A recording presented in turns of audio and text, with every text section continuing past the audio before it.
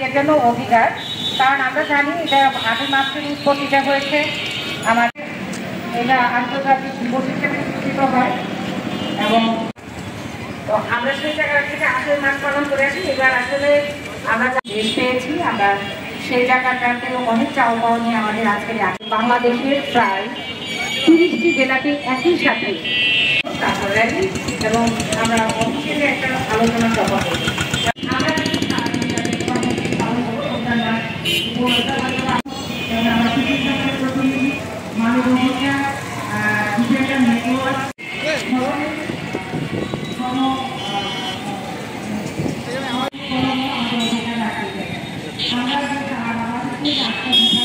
হয়েছি আপনারা আগে থেকে জেনে আসছেন নারী অধিকার প্রতিষ্ঠায় এই